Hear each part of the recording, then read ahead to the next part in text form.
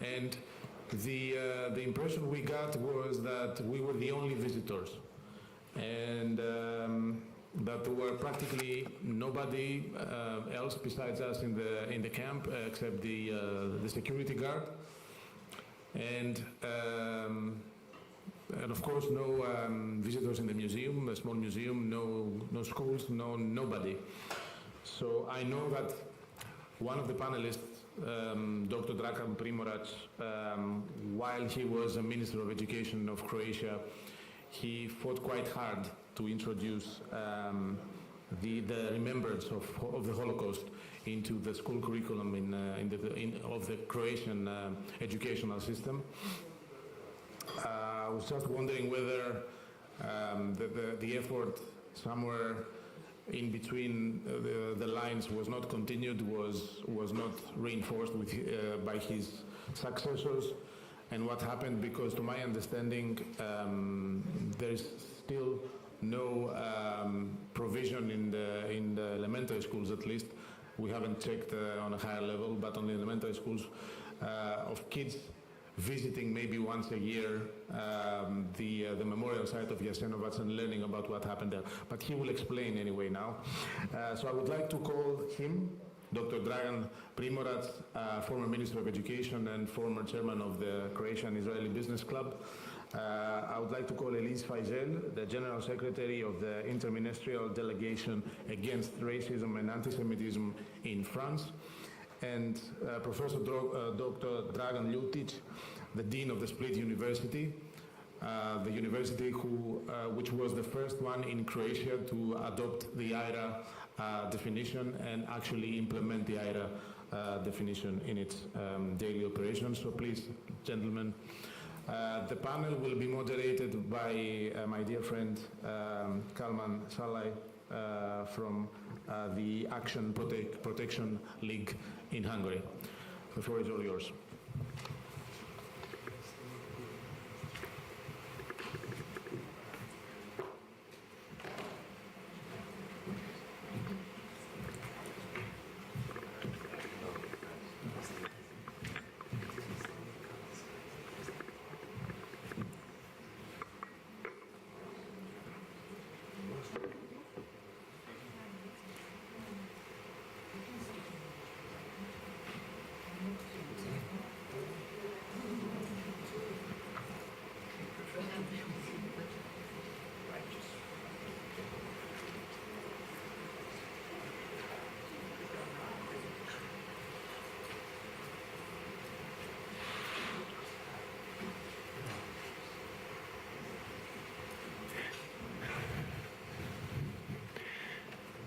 So let me welcome all of you, and let me tell special thanks for the organizer to give us opportunity to talk about the most important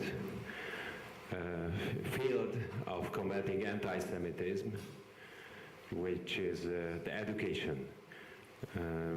Long time ago, all conferences about anti-Semitism was mentioned that education is the most important thing to reduce the anti-Semitic prejudice and the appearance of anti-Semitism. But let me be honest, the real action we did not see yet. So my name is Kalman Salai.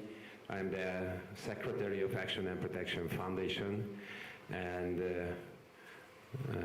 I'm really pleased to introduce you that education project has been conducted in Hungary, and later I will introduce you. We try to extend it to the European level as well.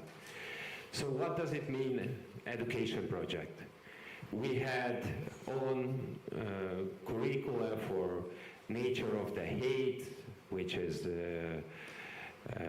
teaching in the biggest Hungarian university for 3 credits in each semester, and we have many training programs, but the efficiency of those education projects is questionable, honestly. So we just decided more than 10 years ago that we should start it, we should build it up from the ground zero. Therefore, we decided to monitor and evaluate all the workbooks and all the worksheets are used in the elementary schools in Hungary. This is the same time when the Hungarian government decided to renew the Hungarian national curricula. So the first task of this project was evaluate the state-planned national curricula, especially in Jewish-related subjects. What kind of Jews picture appears on the national curriculum? What is the history of coexistence of the Jewish population or the Jewish community and the major population in Hungary or in the national level? So we set up an education expert group, Jewish education expert group, to evaluate the national curricula, and this group prepared a report about this whole plan. And also we add some modification requests, what we would see on the national curriculum in the Jewish aspect, or what mistaken or misinterpretation they found on the plan. Half of them was accepted by the education governance, and the national curriculum entered into force in 2012. That was the first round of this education program. Based on this law and this regulation, every 5 years has to renew this national curriculum and belong to this renewing process. The new books are published as well.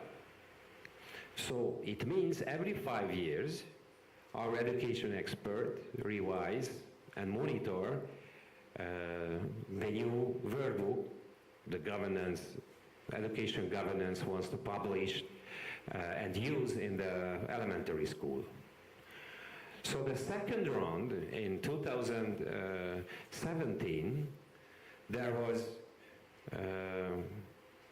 11 new books came into use in the elementary education system, and before they publish it, we have a right or ability to revise it, monitor it, and prepare some modification request based on the text.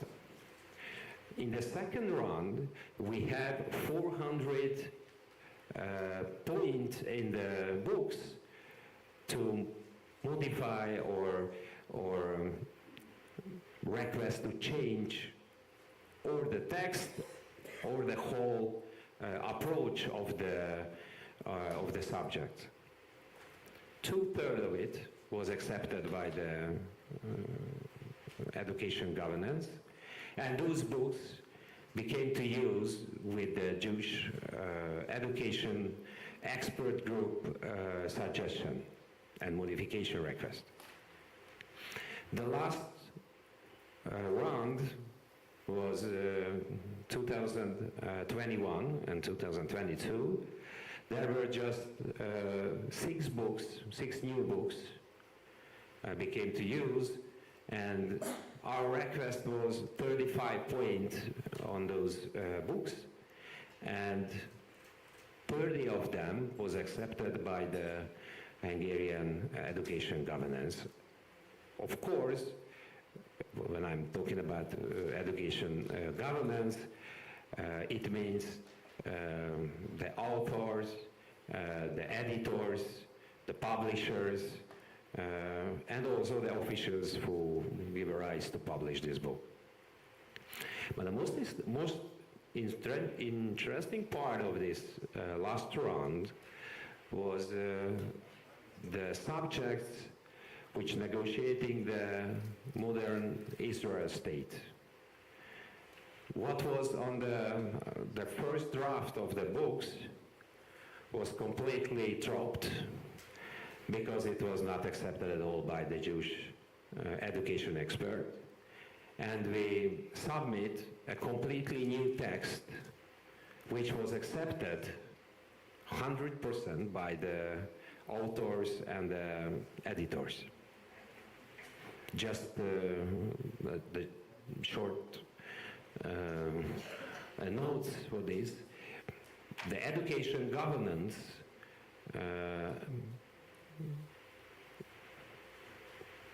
representative of the new workbook publishing process was in literature or the right-wing intellectuals who had many almost anti-Semitic comments and notes previously. But when we are talking about the modern Israel issue, we have a same platform, we have a same opinion. There was no any debate about even the details of the text. He accepted, or led by him, the expert accepted all our modification requests. So this is the Hungarian best practice. This is really unique and groundbreaking project. And 2018 and 19 strongly cooperated with the European Jewish Association. We try to lift up or enlarge this project to the European level. We had 7 European countries education ministers meeting, from Malta to Estonia, and the Western European countries education ministers as well. But unfortunately, it stopped, it has blocked the coronavirus. So we have now challenges to continue this project and start again the negotiation with the European Union member state education ministers or education governance. So this is the tactless, we called. And the effect of the best practice of Hungary, more than 1 million students use those books, which was published the last 10 years and monitored and supervised by the Jewish education experts. And the student has more precise and more valid materials or text about the Jewish religion, the Jewish and major society coexistence in Hungary, and the Holocaust remembrance as well, and also about the modern Israel history. So that was the Action and Protection Way major or main education programs. And I would like to ask my guest, how can they imagine in their country can launch that kind of education program, or can they imagine that the education governance of their country can accept that kind of approach by the Jewish education experts to revise and monitor the Jewish-related subject on the workbook and worksheets in the elementary education system.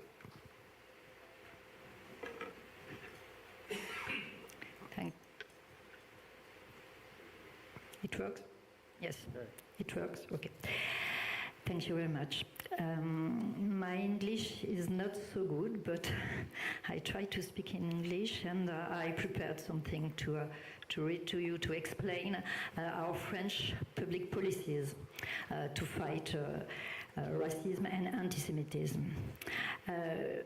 Prosecuting public policies to fight racism and anti-Semitism are led by the Interministerial Delegation Against Racism, Anti-Semitism and Anti-LGBT Hate, la DILCRA, which is a service, my service, works directly for the Prime Minister. These public policies are derived from interministerial plans, the latest of which was launched on last January by Prime Minister Elisabeth Borne. They consist of educational and preventive actions for students, professional training actions, support for local and national actors in the fight against anti-Semitism, and actions and training for better repression of hate speech, particularly on the internet, and anti-Semitic acts in general. On the education of the youth, the effort focuses on both the issue of protecting victims of anti-Semitism at school and supporting educational teams in teaching these subjects. Teaching the Shoah combined with contemporary manifestations of anti-Semitism and reflective work on prejudices and stereotypes and their deconstruction constitute the core of education against anti-Semitism. Teachers now have abundant and quality resources such as the website Educate Against Racism and Anti-Semitism, including definitions, legal resources, historical and documentary resources. The new national plan enhances the training of teachers and educational staff in schools on these subjects. The budget allocated by the state to memorial institutions has been significantly increased in order to multiply interventions in schools for their educational projects, but also for raising awareness of the contribution of Jews to French history. This plan enhances the work on history and memory, with each student being required to visit at least one of memory and history seats there during their compulsory schooling, and we have in France several memory seats. Sorry. I'm looking. Okay. Indeed, we think that young people need to take ownership of the subjects, the story, and the fight against prejudices.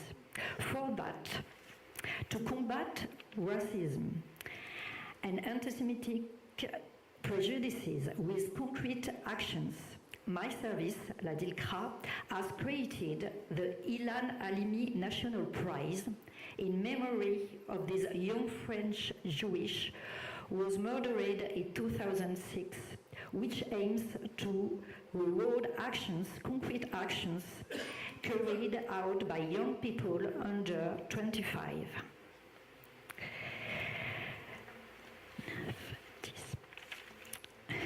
We support also educative projects that allow for a better understanding of the similarities between Jewish and Muslim cultures. Learning to know each other is essential to deconstruct prejudices and combat hate. About hate speech on the internet, the new national plan includes measures to better educate middle school students on online citizenship. In a context of increasing anti-Semitic incidents in universities and grande écoles, several responses have been provided. A network of racism and anti-Semitism reference whose designation is now mandatory in each higher education institution, and mandatory training for all students in higher education courses, as well as all young volunteers in the Universal National Service. The Union of Jewish Students in France is a privileged partner of my service, DILCRA, for its projects to raise awareness among French university students about the fight against racism and anti-Semitism.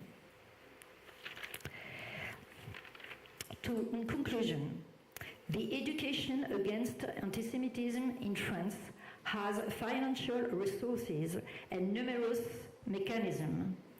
All forms of anti-Semitism, ancient prejudices, negationism, conspiracy theories, and hatred of Israel must be identified and denounced in order to be effectively combated, especially at school.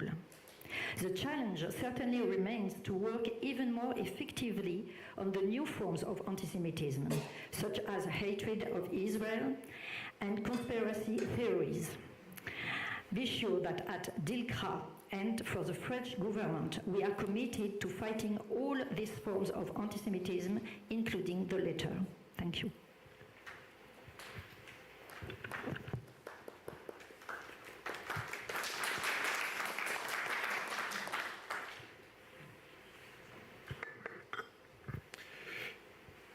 Thank you so much for a nice introduction.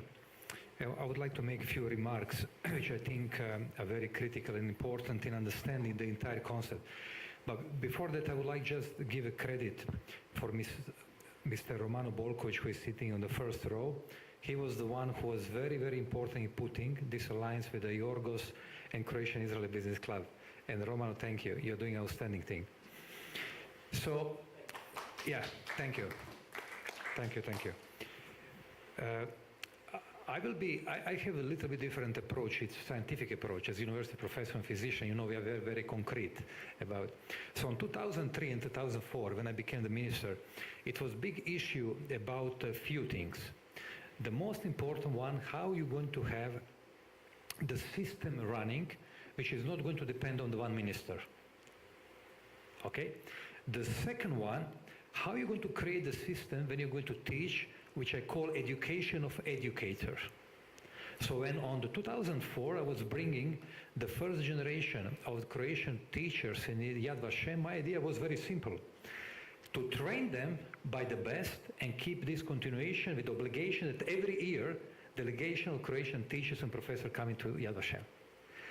Because the concept, how you teach somebody, especially educators, is critical. And strongly, I believe that without international experience in teaching of the Holocaust, on the level of the country, you're not going to be successful. Because it's a biased process. And I decided to work with the people from Yad Vashem, take the entire concept before that I included in the Croatian curriculum. That's the one, number one. The number two, the entire concept that we introduced in Croatian education system, it's very simple. That's exactly what Einstein said a long time ago. And I told them, listen, the world will not be destroyed by those who are doing the evil, but those who are watching the evil without doing something. And all of us included in this process. And nobody can escape from that process. So responsibility that we are putting for the kids, for the primary education, secondary education, and later on, I think it's the critical. So it's not only that the Ministry of Science, Education and Sports of the Republic of Croatia stay behind. We have one agency which is called Agency for Education. So basically for the primary and secondary school. And they're doing evaluation, what we call, it's external evaluation of education. So there is an entire program called Education about Holocaust from the primary school. So you have the literature, and what we are very much interested in by the agency to see the outcome of education. So it's completely new process. It's not enough education if you don't see the outcome of education. We would like to see what the results. And that's what makes me very happy. So if you speak at Croatian people who passed that entire process, I was telling them as a minister many times, issue of the anti-Semitism equal anti-humanity, anti-Croatian, anti-Greek, anti-French. So if you're a child in a primary school, and if you don't understand that, you should be ready that somebody is going to work against you as a Croat. So if you just watch the process. So what is happening with the time, at least what I see, and maybe it's a little bit different than most of you are thinking about that, for me it's important to cover all levels, from the kindergarten, primary school, secondary school, and university. That's why I'm happy to have my dear friend Professor Ljutic, who is a rector, a president of Split University, because when we came with the idea from the Safir University, and actually Moti Gladi helped me a lot, to have the first program, best of my knowledge, in the Europe, where you're having two universities doing program what we call democracy and resilience on the modern society, where you're having both professors and teachers from Israel and Croatia. So you're doing continuation of what you have started in the primary school on university level. Because you have to close the circle. It's not necessary that somebody who passed the primary and secondary education thinking about what we are talking here on university level. So we have to remind them. And that's exactly what we are doing, and that's a concept, and I'm very, very pleased because the Prime Minister of Croatia, Plenković, is giving tremendous support of that concept. And you know, I'm happy to see one additional thing, which is, in my opinion, critical. The seminars, like what we are doing today, are the critical, because I consider this entire concept, what European Jewish Association is doing, the concept that we have to be with the people, among the people, and to do evaluation and remind them once again.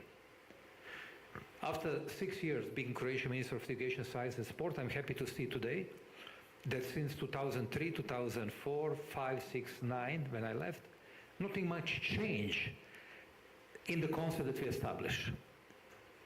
But see what's happening today. See what's happening in Croatia at the beginning of the 90s. We have a homeland war. It's a horrible homeland war. Exactly what is today passing Israel. And nobody can take out of you the rights that you're going to defend your home, your family. Nobody in the world. And I was telling all the time the teachers and professor, you have to talk on that level that kids understand. That's their responsibility to build different future. Certainly, you know, we are 50s, 60s, 70s, will pass away. But if we have generation which is not ready to take a burden on them and to understand what is good, what is bad, what is right, if they're not able to understand the consequences of the history for the future, I don't believe in the generation. That's my personal opinion. If you have to talk with something that happened in the past in the Second World War, you have to speak clearly about that. So you can always count in our support strongly, because Croatia during the last 10 years became the model. So I was very proud, and I'm very proud to tell you right now, since my term, we are having the teachers who became educators of the Holocaust in the rest of the Europe, particularly this region of former Yugoslavia. That makes me very, very happy, because when you grow something as a child, that's happened in 2003, if you see today the outcome, I'm happy and pleased. And that's my experience. And indeed, I have to make my final remarks, which I think you find very, very, very important. That's exactly what Ari was telling on his book, Path of the Righteousness. I think sometimes it's becoming what we witness today, that we are not doing enough. I have to tell you honestly. We are not doing enough because something is wrong. You see how many conflicts we are having today in the world, maybe more than in the last 50 years. So we are doing something wrong. Or who is the one who can tolerate what just happened right now in Israel? Who is somebody that can stay against? I would like to see that person with arguments. So we are doing something wrong. So we have to intensify our efforts to build a better world. If we are committed to do so, but honestly, not only politically, during the meetings like this today. Thank you so much. Thank you very much. It's working? Yes. First of all, thank you very much for an invitation. Thanks, Romano, for suggesting me. And I have to express my great sadness what has happened to Jewish people, to State of Israel, really. It's hard to understand. We are talking about education. You started with it. We are continuing. What does it mean, education? What does it mean, changing of curriculum?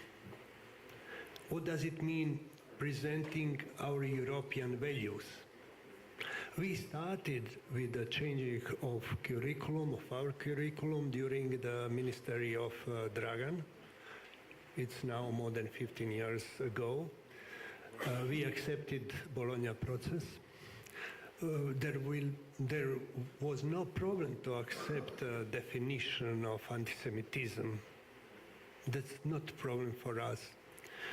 I have to say that I was really surprised watching TV for, let's say, last 2 decades, and it was showing the forum presented together children in Israel from different nations, from Arabic, from Jewish people, talking and understanding each other.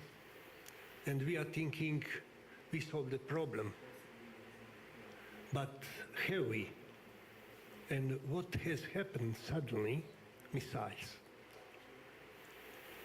What does it mean? That is a question. And when we are talking about curriculum, we are thinking about process of gaining what? Knowledge, skills, education, understanding. We are actually thinking about values, but values of our local society, our cultural values, our way of life. We actually accepted European values. What does it mean? Democracy, tolerance, acceptance of differences. When we are talking about differences, different religions, different nations, difference in approaching somewhere, what we are thinking about democracy. And today we accept all those values.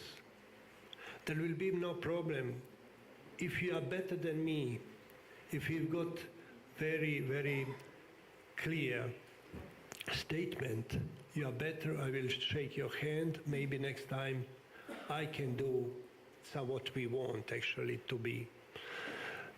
Approaching to that problem, when I was a dean almost 10 years ago now, at the School of Medicine in Split, we had discussions on one of our lectures dealing about religion, and we invited among priests, we invited Mr. Prelevich, who is also Jewish from Split. Split is a very traditional place. We've got Jewish quarter, we've got very nice Jewish graveyard. Jewish people in Split did actually a lot of good. First bookstore, very, very nice bookstore situated in the middle of the Split, was established by Jews, by Jewish people. That means that we have been living together for centuries. And I don't think that the place where I'm coming from Split, from Dalmatia, that we actually sense any differences between all our people, not only there, but here as well. And when we are thinking about changing curriculum, we actually applied that change in the curriculum of School of Medicine. But what is very important, I was proud when someone came to Split and saw different people, and among them we employed people with different color. That was presenting us as very international. And today, the main concept of university alliances is internationalizations. At the same time, a year ago, we went to Israel, visited Weizmann Institute, visited Haifa, University, and the other really important, and we make our relationships. And I think the most important thing is internationalization, sharing. If we share, if we are good, it doesn't matter what color, what religion, what nation, because you are good. That's our approach. I completely agree with you and with everyone of speakers that we have to start very early. If we start with the students, it's too late. If we start with grammar school, it's too late. We have to start with our children at the very, very beginning of their education, even in the kindergarten, yes. I mean, that's the most important thing. And they, as a children, accept differences. I will say final sentence because my grandson told me, he's in second class now at primary school, and he told me, even when he was in first year, there was actually one girl with a special mark for diabetes. You know, Granda, that she's got it, and she can measure her blood glucose by a mobile phone. But we are playing the game. There is no problem for us. And I think we can see that picture, and that picture what we need, internationalization.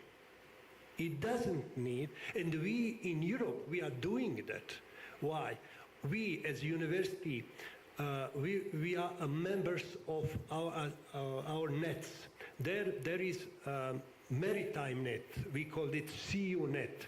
In that net, and we are spreading, in that net is University of North from Norway, University of Gdańsk from Poland, University of Kiel from Germany, University of Brest from France, University of Cadiz from Spain, University of Algarve from Faro, a very rich town in Portugal, University of Naples, University of Malta, and our university, and we are spreading.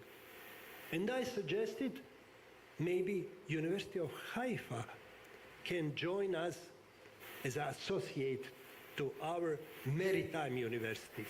And I think that it's good, real, fair approach to the problem. You educate your children in Israel. Israel is a very nice country for me, it's a very special one. But I was wondering what to say today, because we thought we solved the problem. There is not too much, there was not too much problems in Israel and combats, nothing, for a while. And suddenly, what has happened? Missiles. And Dragan emphasized, where is mistake? What we haven't done, but we should. I don't know, that's a question for all of us. But with internationalization, with this understanding each other, I think that's the most important thing, and we have to work on that. And thank you very much for invitation. Thank you, really. Thank you. Thank you very much. Thank you, all my partners in this panelist. Just as a moderator, let me have an opportunity to take some remarks to the previous opinions.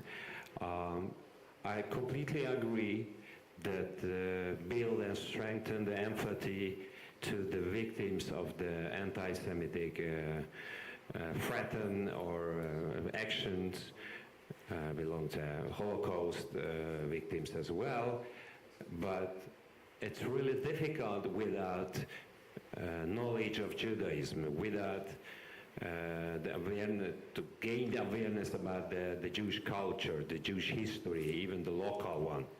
So that's important, but in order to reach this one, we start this education process to teach about Judaism. What is the root of the European Judeo-Christian roots? So we believe we have to start the education from that point, and then we will reach the really important short period of the Jewish history, the Holocaust, which is the most unbelievable or unimagined part of the Jewish history. But what happened, or what was before the Holocaust in the Jewish history and the Jewish culture, in the Jewish religion, is also important. I completely agree with the Dean opinion that we have to know exactly what is the outcome of whole education program. We apply the simple measurement. We prepare every year the Hungarian, the anti-Semitic prejudice survey of the Hungarian society. And what we saw the last 10 years is belong the age of 18 and 25, the acceptance of Israel and the right of secureness of Israel got more, higher and higher score. It means the young generation, and it's not independent of our verbal revising program, the young generation, which is every year becoming new ages, more and more accept the right of existence of Israel. Although we do something wrong with the Holocaust education in Hungary as well, because the number of the society members who thought that the gas chambers in Auschwitz was just found out or told by the Jews later, this number is increasing as well. Last 5 years, 2% increased, which is a simple indicator for us. We are doing something wrong with the Holocaust education in Hungary. But I agree with the Dean that to measure the outcome, it's very important. Of course, we have a different approach. We have, as an advocacy organization, a different approach. We want to see the result of reducing the anti-Semitic prejudice. The education expert wants to see something different. It's right. And the minister said the values. Nowadays, we have to know exactly our values, European values, the root of European values, which is the Jewish Christian root, is threatened, and what we see now in Israel, which is, we believe, the gate of the Europe, gate to the Europe. This is a gate to the European culture, which is protecting on that area what the Europe means at all. Therefore, I would like to finally, all of you, to say a prayer for Israel, say a prayer for the people who murdered, say a prayer to the people who kidnapped by this animal terrorist, to release as soon as possible, and also say a prayer for the secure future for all of us. Thank you very much. Thank you all of you for your attention.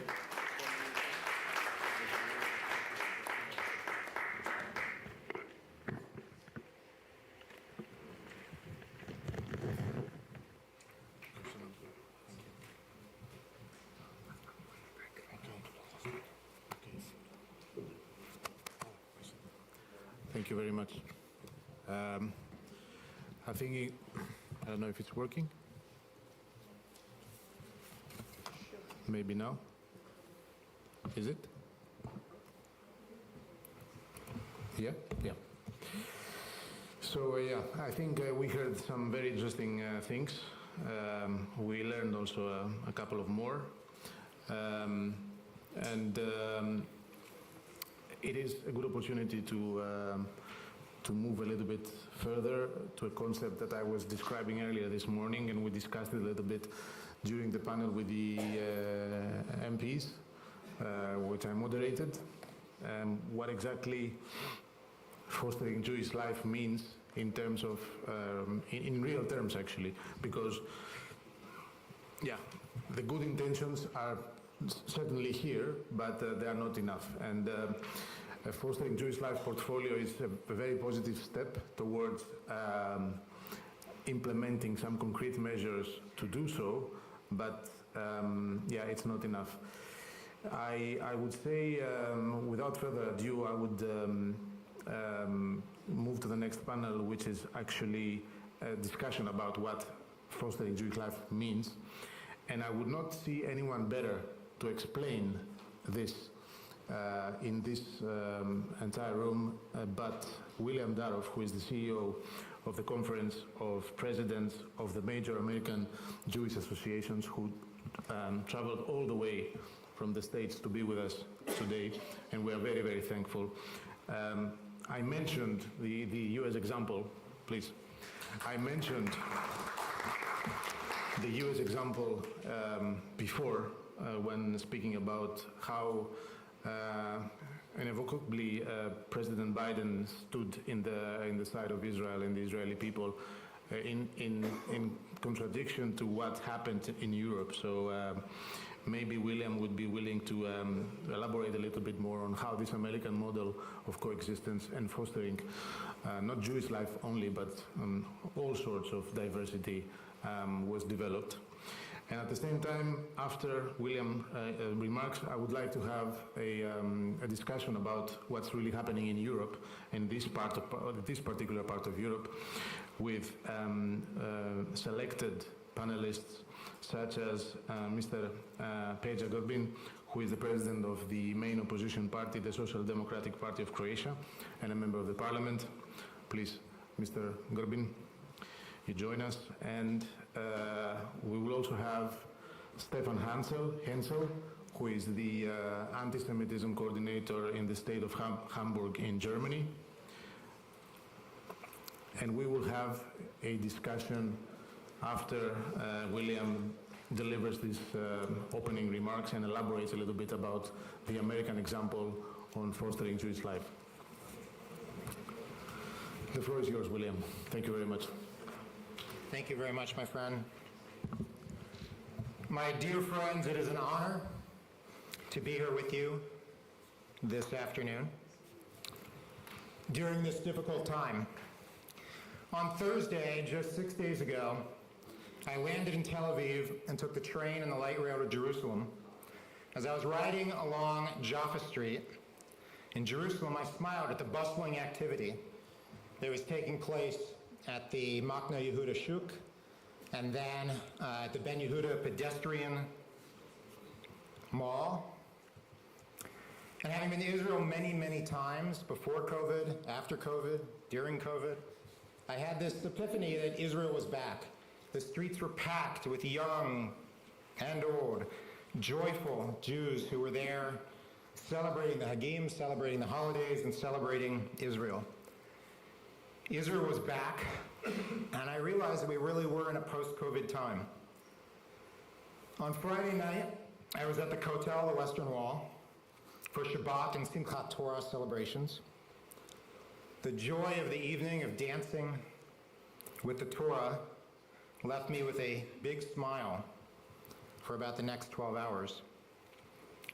And then on Saturday morning, after being interrupted by rocket alerts in Jerusalem, and then slowly hearing and seeing the barbarity that befell our people, we now see footage that is so raw that I know most of us wish we'd never seen it.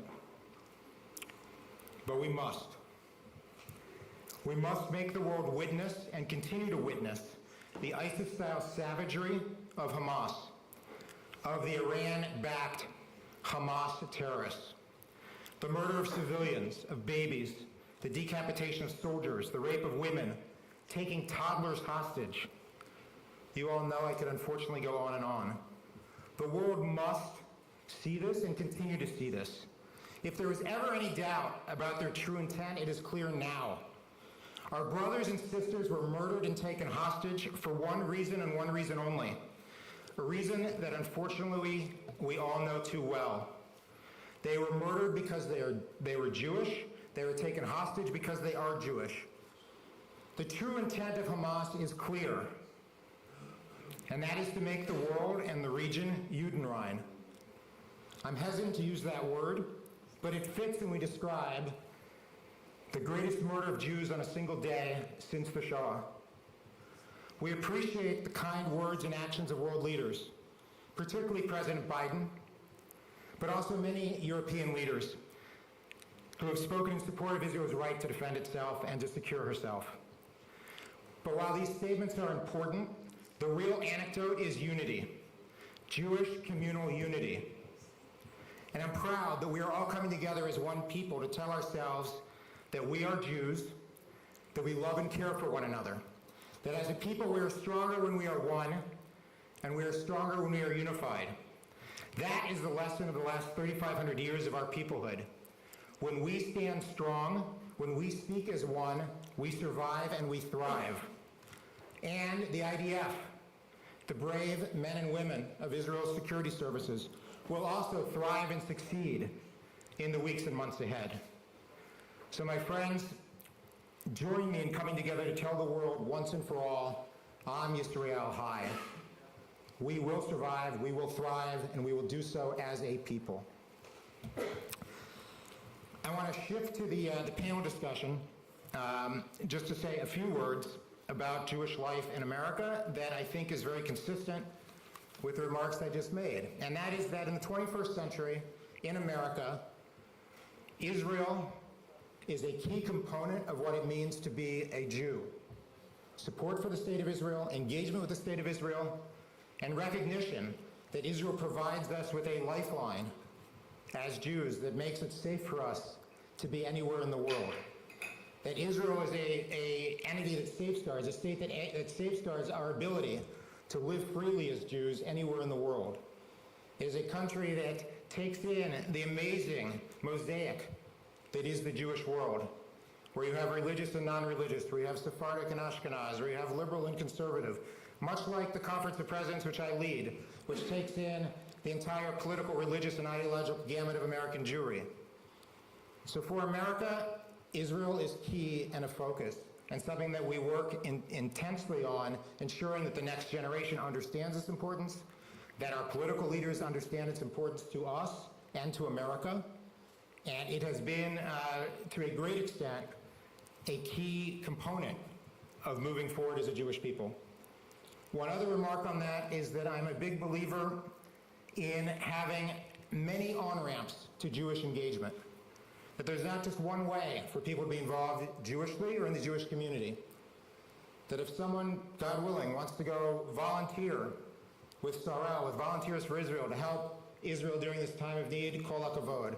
If they want to express their Judaism by going to synagogue, kol hakavod. If they want to express their Judaism by working in politics to make the environment safer, to make it so that we're a greener world, and that's something that motivates them Jewishly, kol hakavod.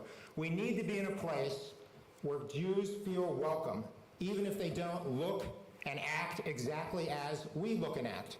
We need to open the doors for them to come join us and be with us, to feel like they're a part of our community and that they're welcome. even if we don't completely agree with them. These are baby steps that we need to take to allow for Jews to feel comfortable being engaged and have a welcome mat at. I believe that in this time, more than ever, we're all Jews by choice. Any of us can decide, and unfortunately too many of us have decided to move on. And as we are all Jews by choice, we need to make those choices welcome and inviting. And so I encourage you to join with me in this fight, in this battle, to ensure that Jews feel welcome and engaged, and that our brothers and sisters welcome and engage our other brothers and sisters as we move forward for a stronger Jewish people and a stronger Israel. Thank you very much. I look forward to the discussion.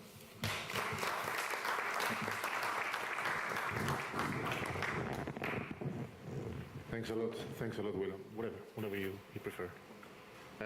I think this is exactly what we needed to kick off the discussion.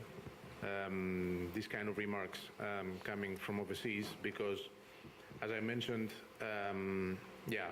it's clear that Jews do not feel threatened in America. It's clear that Jews thrive in America, but it's also clear, as you just heard, that there are also challenges for the Jews in America. Not everything is perfect there.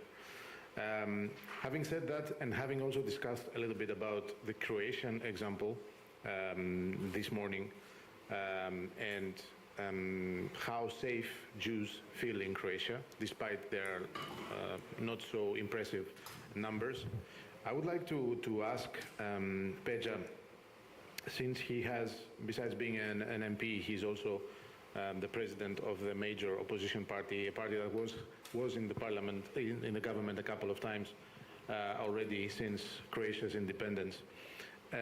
What is your feeling, Peja, about what this concept of fostering Jewish life mean for a party that it's a governmental party, a party that had governmental responsibility and had, as we heard, had implemented also policies towards Holocaust remembrance, towards, let's say, helping the Jews in Croatia to establish themselves, to thrive, and also helping the non-Jews in Croatia to remember, to understand, so that what happened in the past would not repeat itself.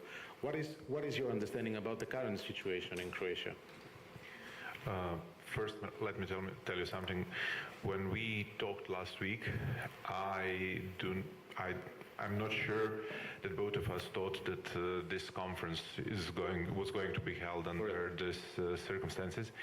And I was listening to you this morning, and I think it was a great, not good, but a great decision to have this conference happening in Zagreb now, because when there is a war, and we in Croatia know it, it is so easy to lose our humanity. It's so easy to lose the touch with the ordinary life, which just has to continue. Because if we stop with the ordinary life, if we stop with those things that are so important for our life to be meaningful, then the terrorism has won. And this is why, for example, when Sarajevo was under siege, there were still concerts, there were still so many cultural events that were going on to show that you can destroy the buildings, you can kill some of us, but you cannot break our spirit. And this is why we need to have such discussions as we are having today, and we need to keep fighting for what is important in the life of every single one of us. And I really had to say this, even if I'm departing from the topic of the questions you asked me, and although I am a politician, I try to answer the questions that are asked, that I was being asked.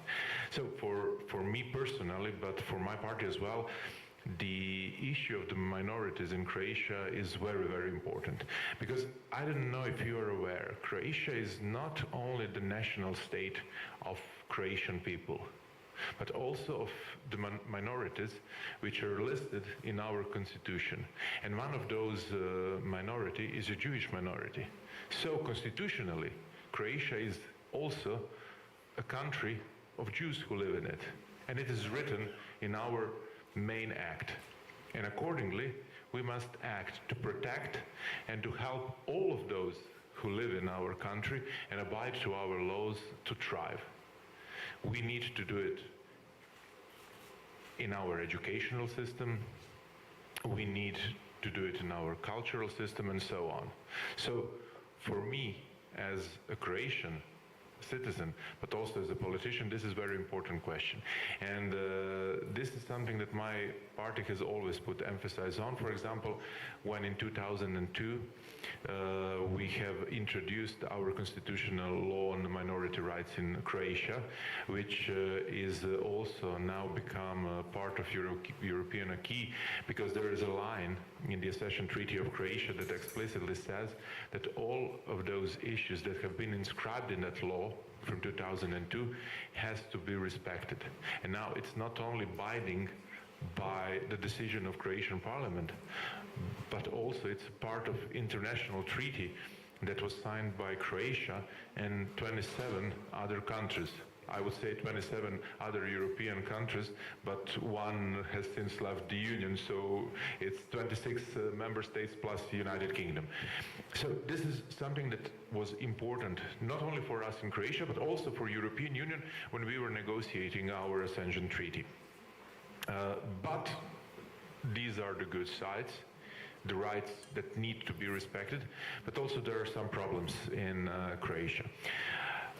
One of those is something that you have mentioned, and this is the way the Holocaust is treated today.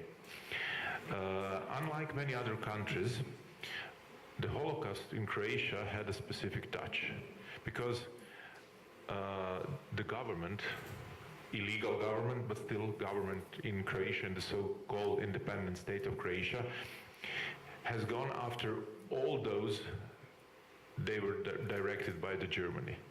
But they added a Croatian touch, and this was the genocide against the Serbs living in the area of the so-called independent state of Croatia. So when we are talking about the Jasenovac and this memorial that is behind us, we can never forget that this was the extermination camp, not only for the Jews, Roma people, many intellectuals, political adversaries of the system, but also for thousands, tens of thousands of people whose only blame was that they were Serb and Orthodox. This became very problematic because of the wars waged in the territory of Croatia, but also of the former Yugoslavia. And why am I mentioning this? Because we in Croatia now have a huge problem with revisionism, but also with the use of the symbols of the fascist regimes, especially of the Ustaša regime. Unfortunately, when we were in power, we haven't changed, we haven't amended the penal code of Croatia in the way to explicitly forbid it, because we had the decisions of our courts which we thought sufficed. For example, in 2016, there were a series of decisions, even by the Constitutional Court in Croatia, which can be compared to the Supreme Court of the United States, that said that, for example, usage of the phrase "Za dom spremni," which was Ustaša equivalent of Sieg Heil, is hate speech. This was even, this decision even ended in front of the European Court of Human Rights, who completely agreed with our Constitutional Court. But afterwards, we even had a situation that there was a plaque with such an inscription placed on a building of one municipality where Jasenovac, at the exact spot where there were headquarters of the camp. We had to have a series of debate in Croatian parliament before that memorial plaque was not destroyed, but moved. Because in Croatia, we have something that is called by our present government double connotations. And they say, and they even had a working group who confirmed that because of some units that used this salute during the Croatian independence war, it has double connotations.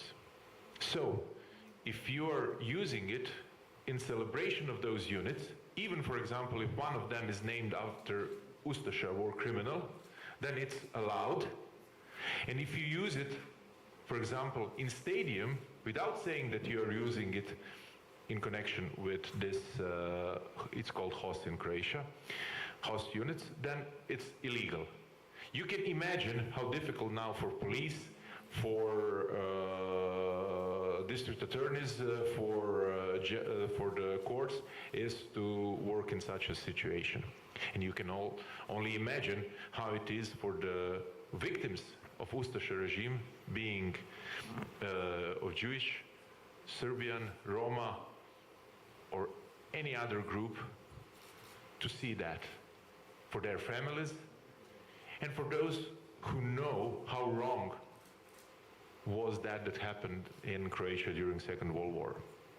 So, in Croatia we have good examples. Many of them were brought up by Mr. Primorac, for example, when we were talking about the educational system, but we still have a lot to deal with,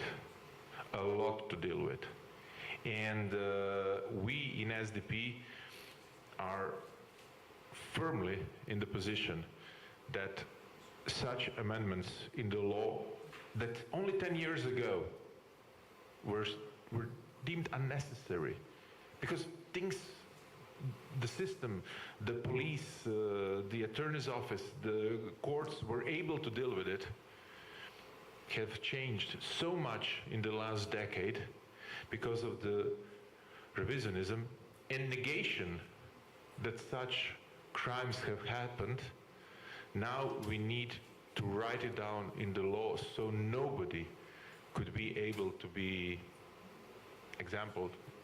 excused for using something that, for example, in Germany, I do not think that you have double connotations about Sieg Heil or Heil Hitler or so on, but such salutes or using swastikas or using any other symbols of Nazi and fascist regimes. I know that I'm a little bit too long, but I will say just one other thing, and this is the fact that this negation of the Holocaust and the war crimes that have happened 80 years ago is unfortunately not a only Croatian problem.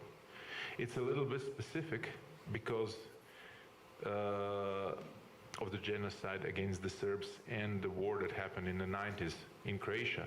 But this revisionism is something that is happening all around the world, and it hugely affects the community that is involved.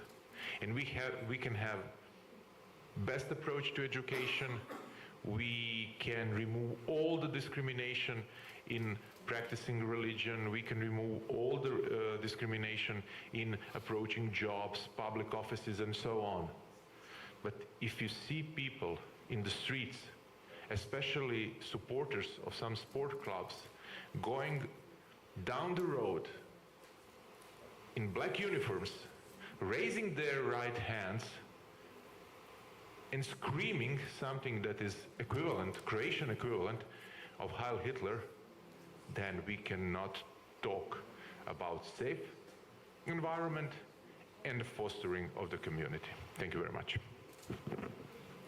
Thanks a lot, Peja. That was really in-depth and short time, not really too long. And I appreciate the honesty as well. It's not so common with politicians, I have to say. You also posed a couple of questions. One was practically directed to Stefan about the current situation in Germany, and it's clear to me, and I think to all the guests here, that while Croatia is still trying to reconcile with its past and move forward, positive steps have been done, but there is a certain way to be, we have to continue forward, and there is a few steps more to be taken. it seems, at least to those who are not living in Germany, that Germany has managed to reconcile with its past on this particular issue, especially the Holocaust, and that Jews in Germany enjoy some kind of a normal, if I may say, life that was not a given in the past. I wanted to ask Stefan if this is true, if the impression we all have about Germany is true, or if there is something that really worries him and the Jews in Germany in terms of how do they live or how will they live in Germany from now on? First of all, thank you very much for your question, and obviously I can't say much about Southern Europe, but I can give you maybe an example of how Germany is dealing with certain questions of fostering Jewish life and how it does legislation and also strategically deals with Jewish communities, because I've been asked many times at international conferences, how does it work today to live as a Jew in Germany, and how come the Jewish community has been revitalized? So if we talk about Jewish life in Germany, you need to acknowledge that before the fall of the wall, of the Iron Curtain, the Jewish community was almost non-existing. We had 15,000 people left. Many of them were from the DP camps, came back. Most of the people had mixed marriages for certain reasons, and the community was not there. After the fall of the wall, Germany invited all people of Jewish descent, and I'm not talking halakhically, I'm talking about the law of return of Israel to Germany. So our numbers are now around 200,000, mostly consisting of post-Soviet Union Jewry, with their very own approach to politics and to religion. And you probably also don't know that the German government is basically collecting tax for the churches, but also for the Jewish community. So everybody who pays tax, for instance, on my paycheck, it says Jewish community, so I pay a certain amount of tax, and this money goes directly to the Jewish community. In addition, because this is not enough, there are certain funds that the German government has set up to support Jewish communities in Germany. The recent development, and I think this is important in terms of combating anti-Semitism, is that in 2018 the government established a position called Commissioner for Jewish Life and Combating Anti-Semitism on the federal level. And shortly after, several other states have announced their own commissioner. I'm the commissioner for the state of Hamburg, and I was announced by the Jewish community.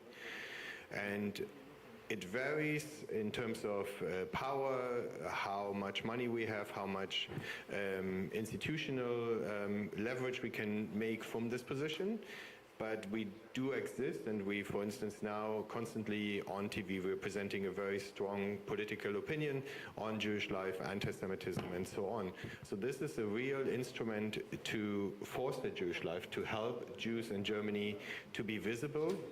And most of the state commissioner have a background in law, so we're really pushing hard for the legislation in terms of hate crimes. Nowadays, if there's any connotation of any kind of crime that is affiliated with Jewish life, anti-Semitism, or Holocaust denial, these cases will not be closed. They will go directly to the federal police and will be dealt with there, which is a great success. I can give you a number, for instance, in Hamburg. In Hamburg, we have 300,000 cases in general of crimes of all sorts. We had only, I think, about 200 reported in terms of anti-Semitism, anti-Jewish crimes, and all of them have been dealt with in the courts. None of the cases have been closed. I think this is a great success. We've also established inside the legal system commissioner for anti-Semitism, because we realize that it's very important that judges do understand how anti-Semitism works. So there's a whole system in place now in Germany, and obviously there's a lot of more things to do. But I think it can really help other places and communities to be visible, to have a voice. And by the way, I think I'm the only Jewish state commissioner. All the others are non-Jewish people with a good heart and good intentions. and they're presenting a position that comes from the community, and they make it loud and heard. Thank you very much, Stefan. Indeed, very important remarks, and at least I was not aware about some of them. I would like to be a little bit provocative, since we have the privilege of having William here, and I mean it is a privilege. So you heard the Croatian example, you heard some elements of the German example as well. Germany has, of course, history which doesn't make anyone proud, especially when it comes to the Jewish issue. I wanted to ask you, we heard also in the morning about state accountability and how important it is. Is the US model a combination of all these things? Do you believe that the model with coordinators, with national plans, with subcommittees in the parliament would eventually work? What would be your opinion about it, your take? Thank you, and it is an honor to be here with you all. I think what differentiates in large part the anti-Semitism that we see today is the role of the state. With the pogroms, it was the Tsar who was initiating. It was the police chief who was turning the other way, burning down the village or letting others burn down the village. And obviously the Nazi regime, these were governmental entities that were seeking to kill us and hurt us. In the current era, that has shifted. Government is our friend. Government is there to protect us. Certainly in Western democratic societies. And what these anti-Semitism plans that the EU, the United States, Germany, and various other regional groupings have put together are ones that cement the government's obligation to protect Jews. And having government clearly on our side of the barricades is good and differentiates it from previous eras. Non-governmental anti-Semitism is what we're dealing with in America. We have a First Amendment, which makes things more complicated as far as telling people that they can't use Nazi terminology and the like. But it is social media, as we saw in the presentation earlier about some of the countries around here, where this filth is perpetrating itself and is metastasizing like a cancer around the world. And I think that in the United States, the best we can do is seek for the companies, X, Meta, or for the youngsters here, Twitter and Facebook, and the rest, to self-regulate and do their best. As we heard today, TikTok apparently is being good at, to engage. Here in Europe, you have a much bigger mallet in the EU, which we just saw with the warning, I guess, given to Elon Musk and to X about spreading lies. I think that this combination is something that is helpful. I think I'm a big supporter of the First Amendment, but the fact that the EU, being the market that it has that mallet to be able to hit social media companies with, I think is important. These companies need to see, and we will, I said before that there are these videos that I'm sure we all wish we had not seen. There will be more, unfortunately. There will be far more videos going forward of hostages, of soldiers, of attempts to try to make the Jewish people and the state of Israel weak and weak-kneed, and to minimize and diminish the Jewish people. And so to the extent that Europe can step in a way that America cannot, I think that is a victory for us. And together we can work, using the tools that we have, using the tools that our national governments have, in order to try to engage to push this filth back in the sewers where it belongs. Yeah, it is a fair answer. Of course. We're discussing. I think both of us, we are lawyers. Yes. So I completely agree with you on the First Amendment, but I have to return to what Karl Popper said, the paradox of tolerance. We cannot be tolerant and ignore those who are intolerant. And this is something that is happening, and it's directly connected to what you said before, that government now is friend. This has created a problem because those to whom the government is friend immediately become enemy to those groups that sometimes were on the fringes, but now with social media and everything have given such an amplifier, such a loudspeaker to spread their filth all around. And this is something that we have to tackle, and I'm not sure, and I know that in Europe we are not successful, even when we have stronger mallet than in the United States, but we're still not successful in how to deal with that. It's an excellent point, and we need to do our best to ensure that these issues relating to anti-Semitism stay out of the partisan food fight that happens in all of our political processes. We need to ensure that when there is hate that comes on our side of the aisle, that we speak out and say, this fellow member of my party, this fellow member of my ideology is off base. What are you talking about? It's very easy to point the finger and say, this person who I disagree with on 95% of the issues, I also disagree with on anti-Semitism. It's much more difficult to have the mirror come to ourselves, and that's what we all need to do. And that's what we need our political figures to do, to take this to a higher level. Let them yell and scream at each other about the tax code. Let them yell and scream at each other about carbon offsets or the environment. But on the issue of protecting the Jewish people, on the issue of protecting minorities and minority rights, we need to do our best to push this up higher, to make it so that it's above the political food fight.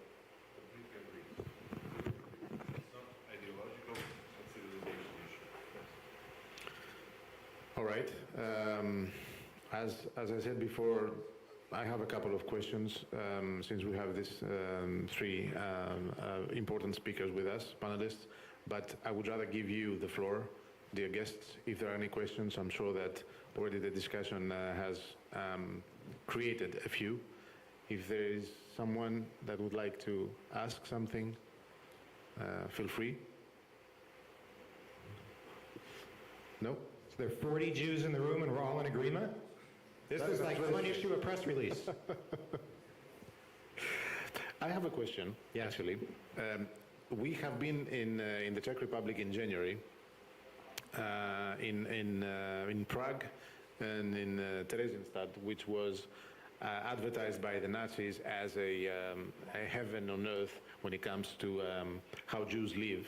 And it was constructed to show that everything that was told about the way that the Nazi regime was treating Jews was a lie and you know, fabricated stories.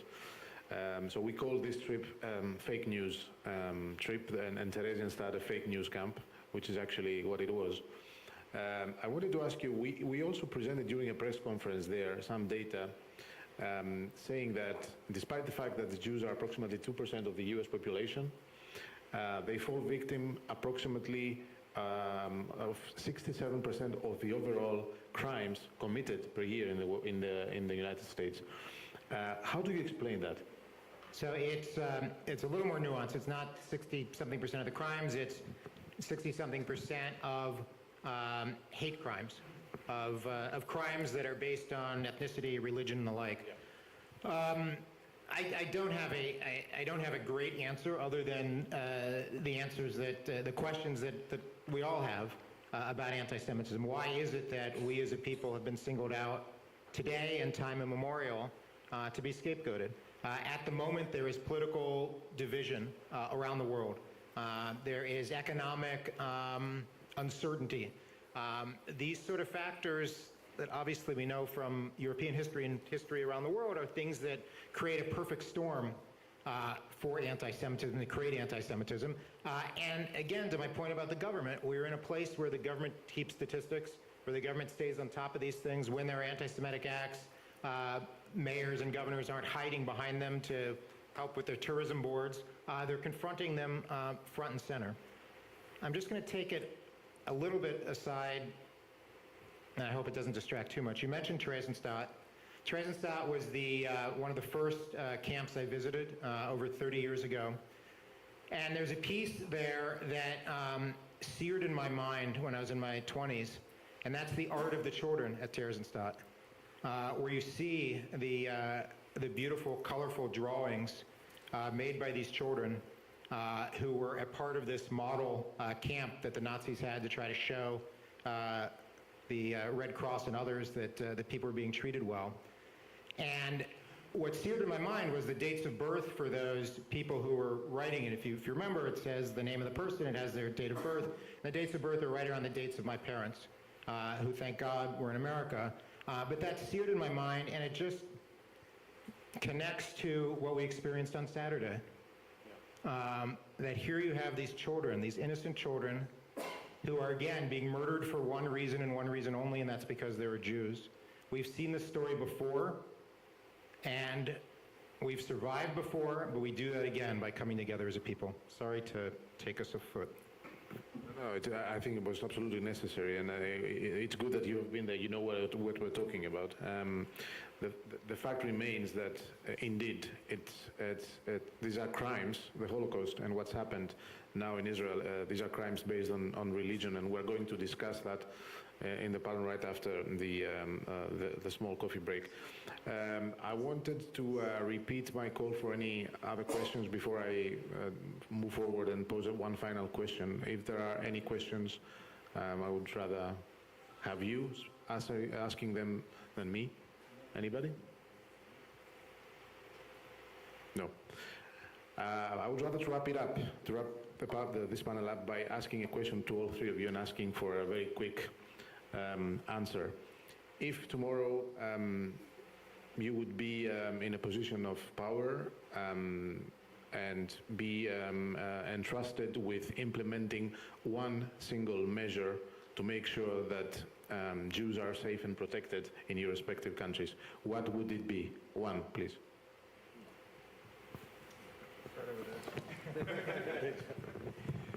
Yeah, we can start here because this is something that I was talking about previously, and this is definitely the amendments to the Penal Code of Croatia to strengthen the rules against the hate speech. Stefan?